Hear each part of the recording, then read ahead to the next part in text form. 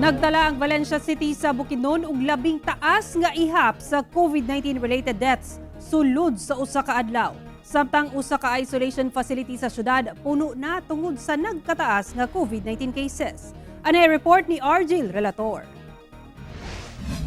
Naabta na og gabii ang trabaho sa cadaver disposal team sa Valencia City LGU tungod sa pagsaka sa ihap sa COVID-19 related death sa siyudad niadtong Huwebes nga niabot sa unom.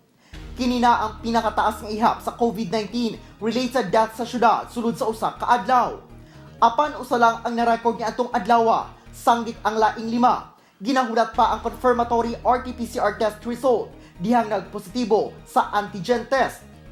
Padayon ang monitoring sa 593 ka mga banay sa sitio Bulacau ug sitio Dampaan sa barangay Concepcion sa maong lungsod human gipailawom sa localized lockdown tungod sab sa COVID-19 related death. Meron kasi tayong COVID-related death dyan eh. At di ko lang ma-specify kung saan sitio.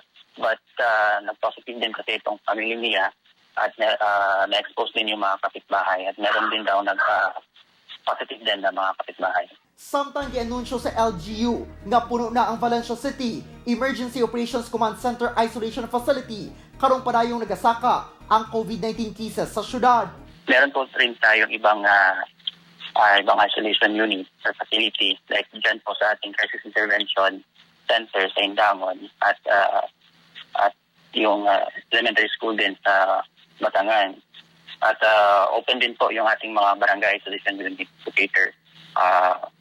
If po meron man pong bagong mga i-isolate po. As of August 12, ana sa 401 ang active COVID-19 cases sa Valencia City. Busa padayon ang panawagan sa LGU sa istriktong pagsunod sa minimum health standards.